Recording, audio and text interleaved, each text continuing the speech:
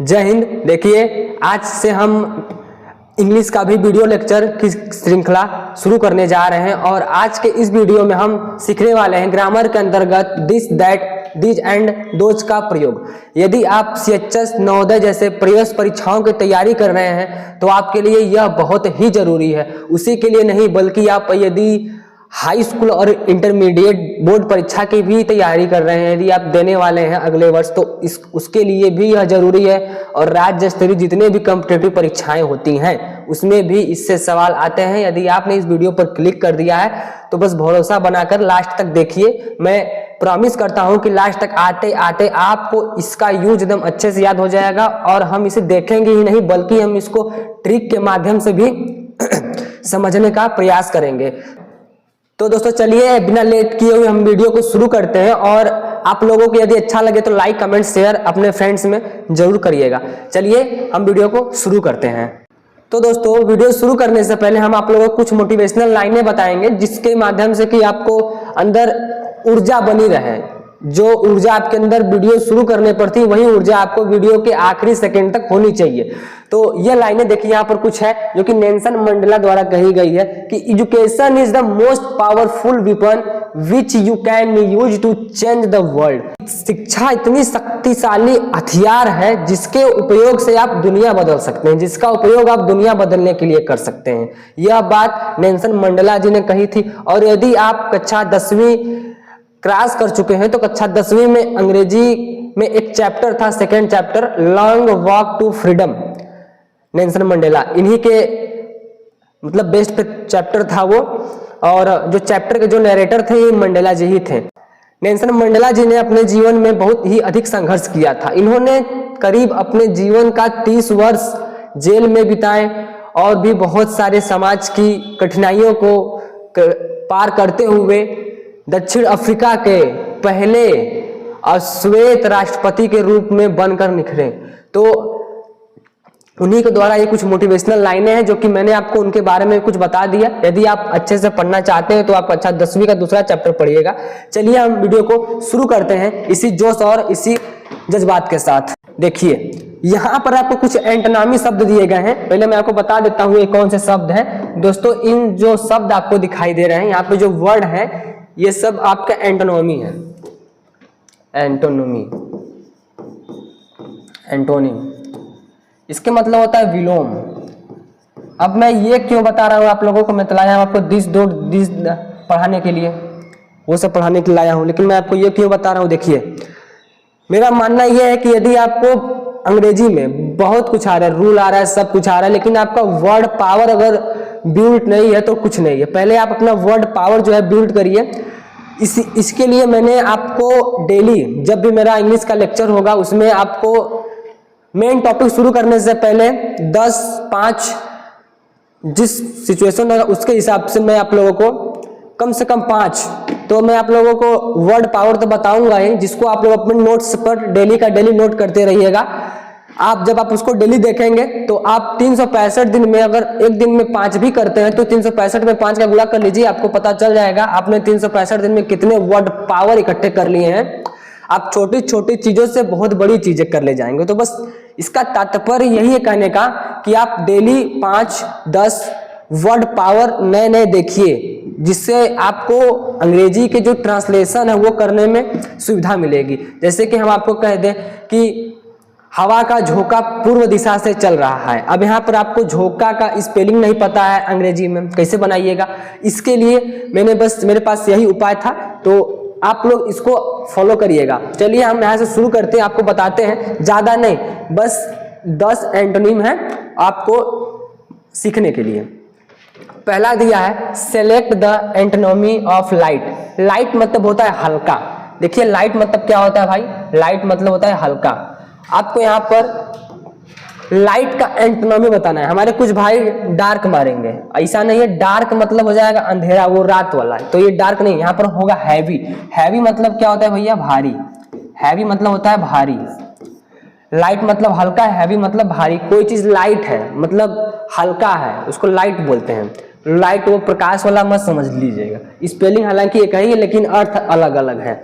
देखिए second question है, select the antonym of brave. Brave मतलब होता है बहादुर, ब्रेव मतलब बहादुर। अब इसका एंटोनिम क्या होगा भैया बताओ? कॉवर्डली होगा, कॉवर्डली होगा। कॉवर्डली मतलब होता है कायर ना, कॉवर्डली मतलब होता है कायर। तो जो बहादुर है वो कायर होगा। देखिए थर्ड क्वेश्चन है, select the antonym of blessed. Blessed मतलब होता है धन्य। इसका जो आपका एंटोनिम होगा वो क्या होगा बताइए आप लोग? ब्लेस्ड का एंटोनिम होगा कष्ट, कष्ट, अभिशप्त लिख लीजिए आप लोग। इसका हिंदी होता है अभिशप्त, अभिशप्त। ब्लेस्ड मतलब होता है धन और कष्ट मतलब होता है अभिशप्त। अब आपका नेक्स्ट क्वेश्चन है, select the antonym of begin. Begin मतलब होता है आरंभ करना, शुरुआत करना। जब कोई भी आप काम शुरू कर रहे हैं उसको बोलते हैं बिगिन। तो बिगिन का जो एंटोनिम होगा वो होगा एंड। एंड मतलब होता है समाप्त करना, समाप्त। ठीक है, देखिए एंटोनिम कुछ नहीं, बस इसको हम लोग हिंदी में बोले तो एंटोनिम बोलते हैं विलोम शब्द। विलोम मतलब उल्टा, जैसे कि क्या जाना का उल्टा क्या आना होगा, ऊपर का उल्टा क्या होगा नीचे होगा। उसी तरीके से यहाँ पर देखिए शुरुआत का उल्टा क्या होगा अंतिम, मतलब समाप्त। अब आपका पांचवा क्वेश्चन है, select the antonym of bitter. Bitter मतलब होता है कड़वा, बीटर मतलब होता है कड़वा। इसका एंटोनिम होगा स्वीट। स्वीट मतलब होता है मीठा, स्वीट मतलब होता है मीठा। देखिए अभी नेक्स्ट साइड पे होगा, स्वीट मतलब होता है मीठा। तो आई होप कि आप लोगों को ये सब समझ में आए होंगे और आप लोग जरूर से इसको अपने नोट्स पर लिख लो भैया। चलो आगे चलते हैं हम लोग नेक्स्ट स्लाइड पर। देखिए बीटर, देखिए यहाँ पर पांचवा है, select the antonym of bitter. वही मैंने आपको बताया, बीटर मतलब होता है स्वीट, स्वीट मतलब होता है मीठा। बीटर मतलब कड़वा तो स्वीट मतलब मीठा। अब देखिए छठवां क्वेश्चन है, select the antonym of bold. Bold मतलब होता है साहसी, बोल्ड मतलब साहसी। अगर कोई भैया साहसी आदमी है तो उसका उल्टा क्या होगा? उसका उल्टा क्या होगा? टिमिड। टिमिड मतलब क्या होता है? टिमिड मतलब क्या होता है बताइए? अरे कोई चीज जब साहसी है तो टिमिड मतलब क्या होगा? डरपोक, डरपोक लिख सकते हैं, डरपोक। बोल्ड मतलब साहसी तो टिमिड मतलब डरपोक। सातवां क्वेश्चन है आपका, सिलेक्ट द एंटोनिम ऑफ बोरो। बोरो मतलब होता है उधार लेना। देखिए बोरो मतलब होता है उधार लेना। उधार लेना का उल्टा क्या होगा? उधार देना। अब उधार देना किसके मतलब होता है? लेंड। लेंड मतलब होता है उधार देना, उधार देना। नेक्स्ट क्वेश्चन आपका आठवां, select the antonym of bright. Bright मतलब होता है तेज, ब्राइट मतलब होता है तेज। इसका आपका एंटोनिम क्या होगा? डुल। डुल मतलब क्या होता है? मंद, मंद। मंद मतलब धीरे धीरे, ठीक है, मतलब मंद गति पढ़ते हैं ना फिजिक्स में आप लोग पढ़े होंगे, त्वरण गति, मंदन गति। तो त्वरण गति में तेजी से, मंदन गति में धीरे धीरे, तो वही बस यहाँ पर है। ब्राइट मतलब तेज, आप डुल मतलब मंद, मतलब समझ गए होंगे आप लोग। चलिए आगे देखते हैं। हमारा नेक्स्ट क्वेश्चन 9th नंबर है, select the antonym of build. Build मतलब होता है बनाना, बिल्ड मतलब बनाना। तो डिस्ट्रॉय मतलब बिगाड़ना या बर्बाद करना। आप कुछ भी लिख सकते हैं, बर्बाद करना या कुछ भी खत्म करना, नष्ट करना, नष्ट करना। ठीक है, चलिए नेक्स्ट क्वेश्चन है 10वां, select the antonym of buy. Buy मतलब खरीदना।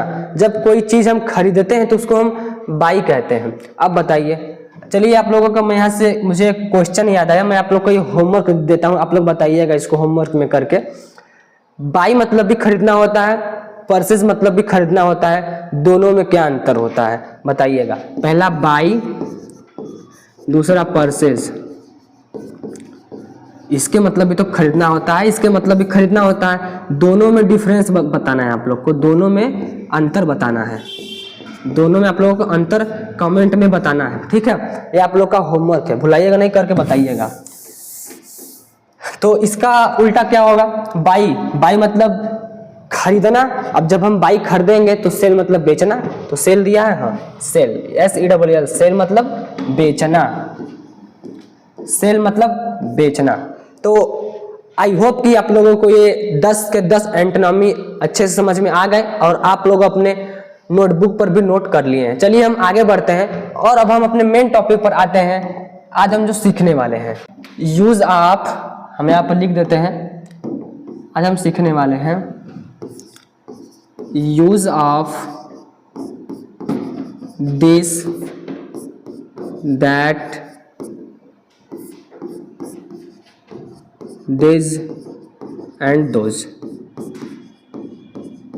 हम इन सभी के यूज सीखने वाले हैं। अभी मैं आपको मोटा मोटा इस पे कुछ बता देता हूँ ऊपर से। इसके मतलब क्या होता है, जब हम यहाँ पर सब आप लोग के लिए लिखा हुआ है, जब हम स्लाइड के माध्यम से देखेंगे तो आपके और क्लैरिटी आएगी। देखिए दिस मतलब होता है यह, अभी सब छोड़िए, हाँ देख लीजिए। दिस मतलब यह, दैट मतलब वह, दिस मतलब ये, दोज मतलब वे। अभी आप लोग इसका हिंदी जानिए। अब एक बात और जान लीजिए, ये क्या है, ये है प्रोनाउन। जब हम आपको पढ़ाएंगे तो बताएंगे। वैसे ये डिमोन्स्ट्रेटिव प्रोनाउन के अंतर्गत आते हैं। ये क्या है, ये सब प्रोनाउन है। प्रोनाउन सर्वनाम। कौन से प्रोनाउन भैया? Demonstrative pronoun.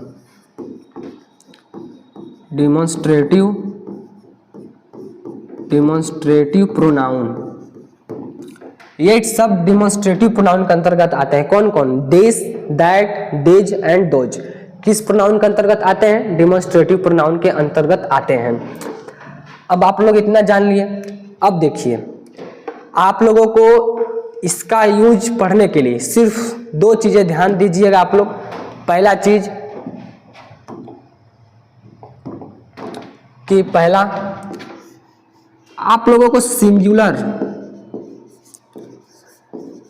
And plural,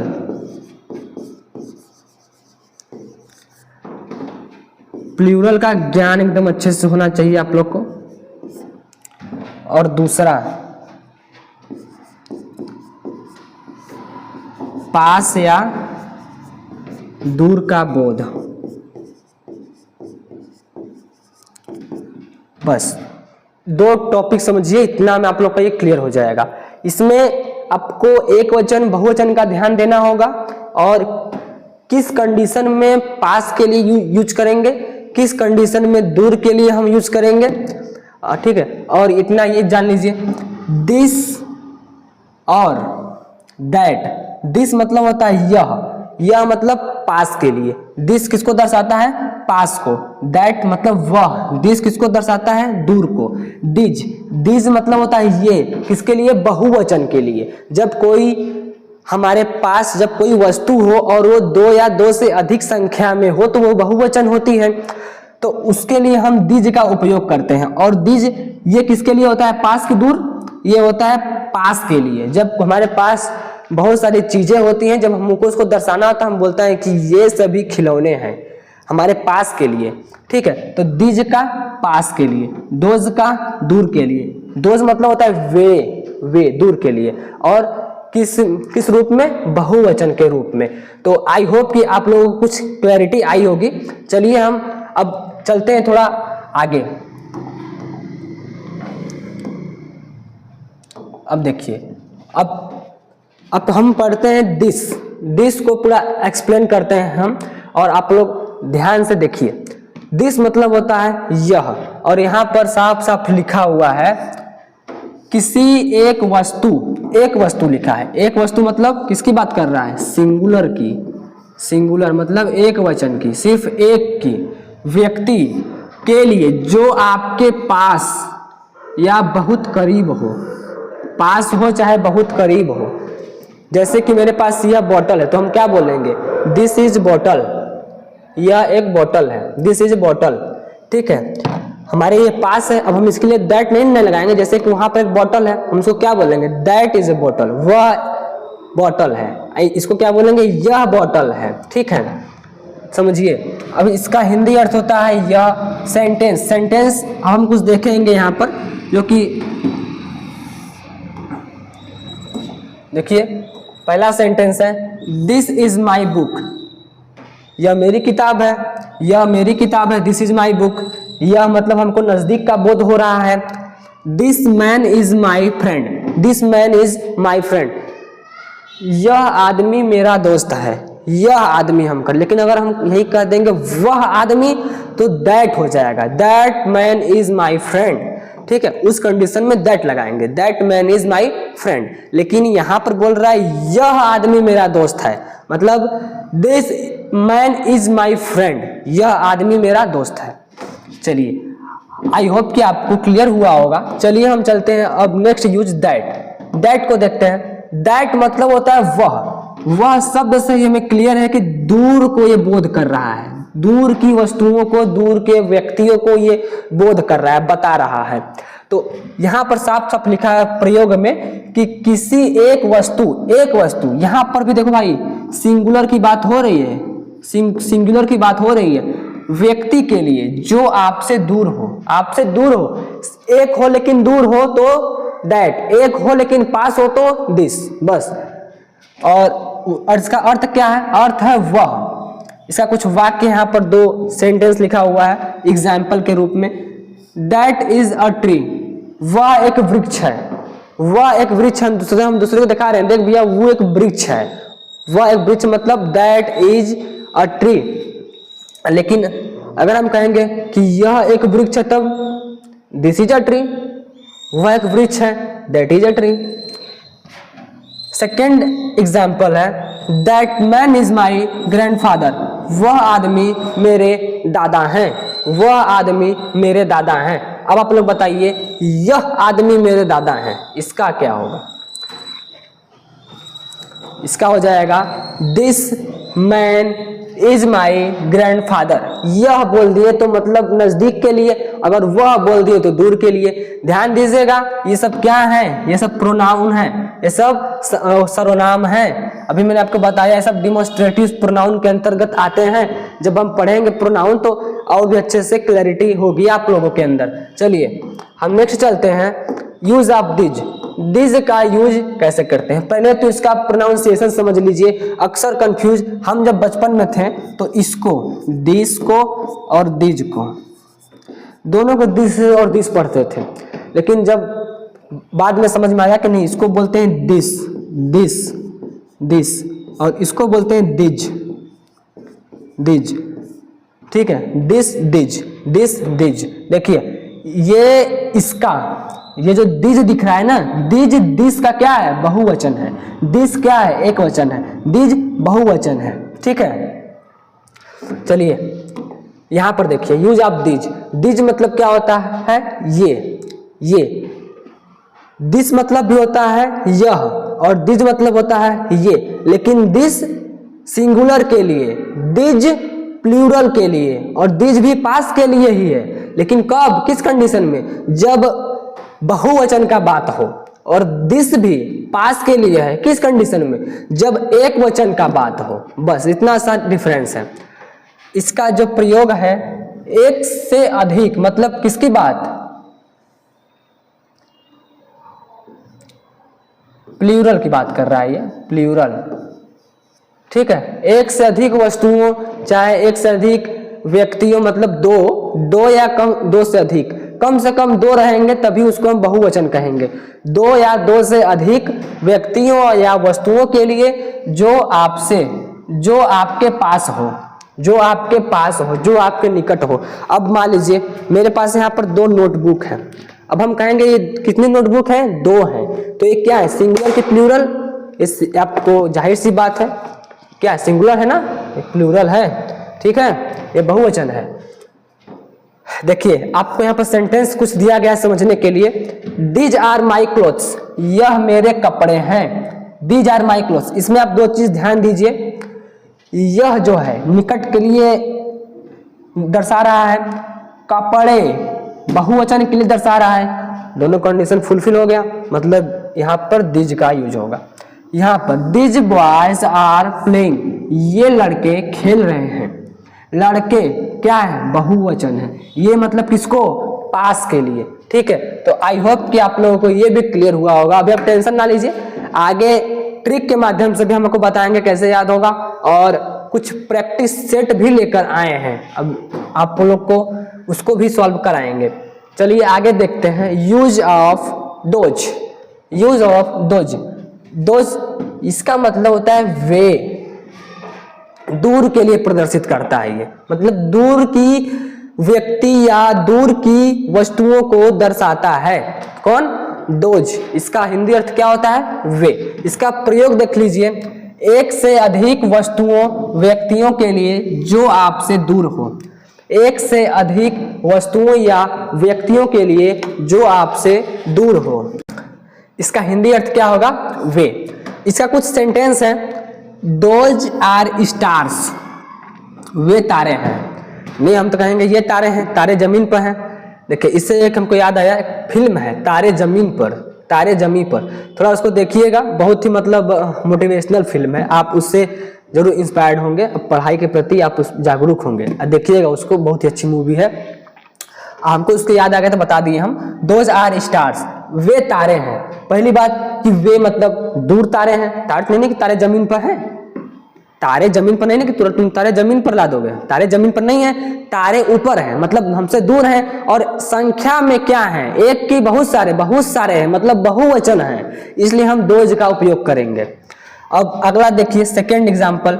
those girls are singing, those girls are singing, वे लड़कियां गा रही हैं। वे मतलब पहली बात तो दूर के लिए, और दूसरी बात की क्या है? बहुवचन है, लड़कियां हैं, लड़की नहीं है, लड़कियां हैं। लड़कियां मतलब जब भी होंगी दो होंगी या दो से अधिक हो सकती हैं, ठीक है। तो आई होप कि आप लोगों को ये चारों के चारों कंडीशन अच्छे से समझ में आ गए हैं। यदि और भी कुछ दिक्कत है तो बस 5 मिनट रुकिए, आपको सारा कुछ क्लैरिटी हो जाएगा। चलिए हम नेक्स्ट स्लाइड पे चलते हैं। अब देखिए, आप लोगों के लिए हम कुछ ट्रिक लेकर आए हैं। ये ट्रिक बस माइंड में रखिएगा, तुरंत समझ जाएंगे कि कौन कहां पर लगेगा, लेकिन हिंदी तो सबका याद करना होगा। एक तरफ हमने लिखा है करीब, करीब, और एक तरफ लिखे हैं दूर। करीब मतलब इसको पास भी कह सकते हैं, पास के लिए। देखिए पहली चीज, दिस और दैट दोनों किसको प्रदर्शित करते हैं? सिंगुलर को, एक को, लेकिन किस स्थिति में? पास जब रहेगा तो दिस, दूर रहेगा तो दैट। और दिज और दोज, दिज और दोज, ये दोनों किसको प्रदर्शित करते हैं? बहुत सारी चीजों को, बहुवचन को। किस कंडीशन में? दिज उस कंडीशन में बहुत सारी चीजों को दर्शाएगा जब वो उसके पास होंगे, जब वो उसके करीब होंगे। और दोज उस कंडीशन में दर्शाएगा जब वो उसके दूर होंगे, ठीक है। जैसे कि हम कह दे those are boys, those are boys, यहां पर है ना, लड़के दूर हैं। देखो इतना क्लियर हुआ। दिज और दोज दोनों के लिए तो बहुवचन होगा पहली बात, लेकिन जो दिज है ये पास के लिए यूज होगा। इसका हिंदी अर्थ होता है ये, और इसका हिंदी अर्थ होता है वे, इसका हिंदी अर्थ होता है यह, इसका हिंदी अर्थ होता है वह, ठीक है। ये पास के लिए, ये दूर के लिए, लेकिन ये भी बहुवचन, ये भी बहुवचन, ये पास के लिए, ये दूर के लिए, मतलब समझिए दिस पास के लिए, दैट दूर के लिए। एक वचन दिस, बहुवचन एक वचन दिस, दिस का बहुवचन दिज होता है, दिस का बहुवचन दिज होता है, और दैट का बहुवचन दोज होता है, ठीक है। चलिए अब देखिए यहाँ पर कुछ याद करने के नियम है। ये नियम क्या है अपने से बनाया गया है, जो कि आप लोग को याद करने में और जो है मदद मिलेगी। अब देखिए क्या है, दिज और दिस, दिस और दिज,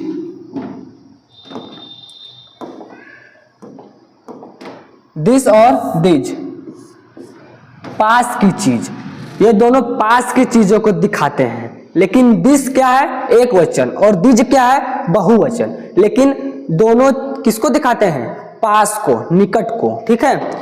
अब देखिए सेकंड पॉइंट है दैट और दोज, दोनों चीजें तो दूर के लिए दिखाते हैं, ठीक है, दूर की चीजों के लिए, दूर की चीजों के लिए।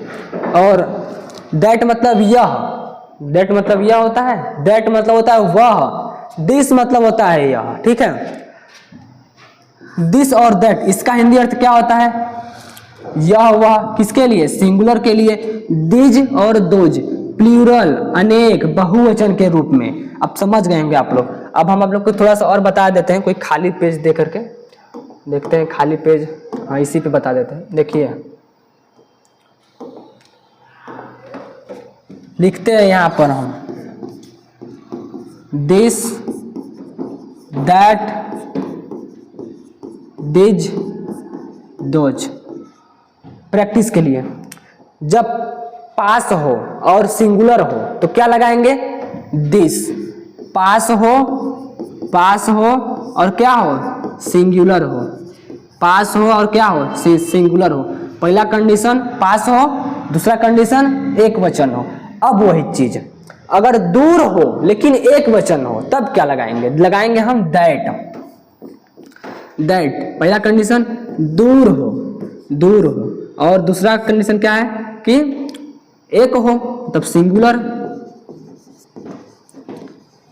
ठीक है। अब देखिए कोई चीज हमारे पास हो लेकिन बहुवचन हो, बहुत सी मात्रा में हो, दो या दो से अधिक के रूप में हो, तब हम क्या करेंगे यूज? तब हम करेंगे दिज का यूज। कोई चीज क्या है हमारे पास तो है लेकिन सिंगुलर नहीं है, वो प्लूरल है। क्या है? प्लूरल है। अब चौथा कंडीशन, कोई चीज दूर हो, मतलब आपसे दूर हो और वो एक वचन न हो बल्कि बहुवचन हो, तब क्या करेंगे हम यूज? क्या है ये? पहला कंडीशन दूर के लिए और दूसरा कंडीशन क्या हो? प्लूरल हो, बहुवचन हो।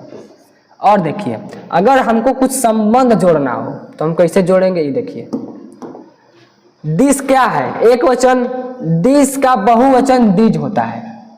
ठीक है। दैट क्या है? एक वचन और किसके लिए? वह। इसका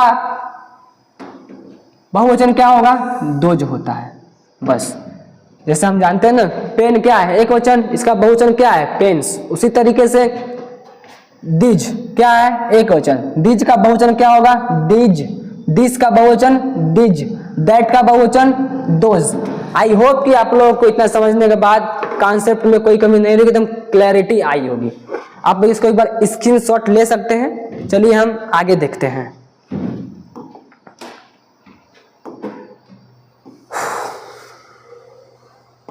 अब देखिए यहाँ पर आप लोग के लिए कुछ प्रैक्टिस है। अब आप लोग इसे घर से करेंगे कि हम कुछ करवा दें? हम सोच रहे हैं 2-3 करवा दें, बाकी आप लोग होमवर्क में कर लीजिएगा, ईमानदारी से करके अपने नोट्स पर आइएगा। बाकी हमारे जितने भी कोचिंग के स्टूडेंट्स हैं सभी अपने नोट्स पर कर लेंगे और कर यहाँ पर लाकर चेक कराएंगे। मैं सबका देखूंगा। यदि वो देख रहे हैं वीडियो तो जरूर से जरूर वो अपने नोट्स बुक पर इसे नोट कर लें और आंसर के साथ। पहला क्वेश्चन है, मैं आप लोग को बस में 2 क्वेश्चन कराऊंगा। 2 क्वेश्चन के बाद सारा कॉन्सेप्ट आपको क्लियर है। 8 क्वेश्चन आप अपने से करके लाएंगे और जो ऑनलाइन वाले हमारे स्टूडेंट्स हैं, हमारे मतलब फ्रेंड्स हैं, जो ऑनलाइन वाले हमारे मित्र हैं, वो अपने नोट्स पर कर लेंगे। तो पहला क्वेश्चन है इज माई हाउस। इसमें हम क्या कर सकते हैं? दिस इज माई हाउस, यह मेरा घर है। This is my house. अब किस सेंस में कर रहे हैं, लेकिन भैया ये अगर दूर है तो क्या लगाएंगे? अब दिस लगाएं तो ये थोड़ी नहीं कि जो है कि दिस ही ठीक है। दिस किस रूप में ठीक है? जब घर हो, लेकिन कब हो? पास हो। अगर किसी का घर दूर है, अगर हमको उसका घर दूर के लिए दिखाना है तो हम यहाँ पर दैट भी लगा सकते हैं। दैट इज माई हाउस, वह मेरा घर है। अब मान लीजिए हमारा दोस्त हमारे घर से तनी दूर है, हमारा घर दिखाई दे रहा है, तो हम क्या कहेंगे? देखो वह मेरा घर है। अगर हम पास में तो कहेंगे लीजिए हमारा घर यह है, यह हमारा घर है। तो उस कंडीशन में यह हमारा घर है तो हम क्या लगाएंगे? This is my house. अब उस कंडीशन में वह मेरा घर है तब क्या लगाएंगे? That is my house. I hope clear हुआ होगा। चलिए दूसरा क्वेश्चन, दूसरा छोड़ दें। चलिए दूसरा बता देते हैं। Are my friends. पहली बात कि ये बहुवचन है, आर भी बहुवचन को रिप्रेजेंट कर रहा है, फ्रेंड्स यहाँ पर यस भी बहुवचन को रिप्रेजेंट कर रहा है। तो पहली बात कि यहाँ पर जितने भी सिंगुलर वाले हैं, मतलब दिस और दैट आएंगे नहीं। दिज और दोज, दोनों आप लगा सकते हैं, लेकिन सेंस क्लियर होना चाहिए कि हम किस सेंस में लगा रहे हैं। अब कोई चीज मान लीजिए आर माई फ्रेंड्स, अब अगर हम कह रहे हैं ये मेरे दोस्त हैं, चाहे वे मेरे दोस्त हैं, अगर आपके दोस्त आपके पास हैं, आप किसी को बताना चाह रहे हैं कि ये मेरे दोस्त हैं, तो आप वहां पर क्या लगाएंगे? दिज। क्या लगाएंगे? दिज। लेकिन वही आपका दोस्त मतलब आपसे दूर है, आप किसी को बताना चाह रहे हैं कि वे मेरे दोस्त हैं, तो आप क्या लगाएंगे उस सेंस में? दोज। दोज मतलब वे मेरे दोस्त हैं। तो आप यहाँ पर दिज दोज लगा सकते हैं, बस आपको सेंस क्लियर होना चाहिए कि आप किस सेंस में लगा रहे हैं। ठीक है, आई होप कि आप लोगों को एकदम क्लियर हुआ होगा। और ये क्वेश्चन आप लोगों का HW है बाबू, आप लोग इसको होमवर्क में करिएगा, होमवर्क है।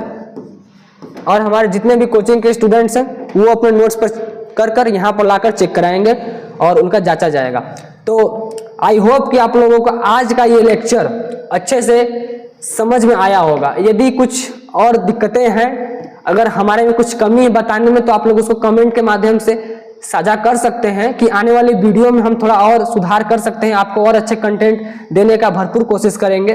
ठीक है, और बस आप हमारे इस चैनल से जुड़े रहिए, आपको अच्छे से अच्छा कंटेंट प्रोवाइड होगा। अभी बेसिक लेवल है, अभी हम आगे इज आर एम यूज पढ़ेंगे, हैज हैव यूज पढ़ेंगे, आर यूज पढ़ेंगे, सब बहुत सारे यूज हैं। फिर टेंस देखेंगे, डायरेक्ट इनडायरेक्ट पढ़ेंगे। ठीक है, narration, active voice, passive voice पढ़ेंगे। तो अभी बहुत लंबी श्रृंखला बनने वाली है, अभी तो शुरू हुआ है। बस आप लोग अपनी कमर की पेटी बांध कर बैठे रहिएगा और हमारा वीडियो एक लेक्चर भी मिस नहीं करिएगा। अगर एक लेक्चर मिस करेंगे तो हम जुड़ा हुआ वीडियो से हम कनेक्ट करके बनाएंगे, पिछले वाले वीडियो से हम कनेक्ट करके बनाएंगे वीडियो। आप अगर उसको नहीं देखे हैं, देखिए वीडियो बनाने का ये हमारा टाइप होगा कि 10 क्वेश्चन तो हमारा फिक्स है वर्ड पावर से। अब उसमें से 10 क्वेश्चन को अगले वीडियो में रिकॉल करके फिर 10 क्वेश्चन बताएंगे। ठीक है, बस यही है कि अगर पिछला लेक्चर नहीं देखे हैं तो थोड़ी समस्या होगी, तो आप देखिएगा। बस आज के लिए इतना ही। जय हिंद, take care, bye bye, see you.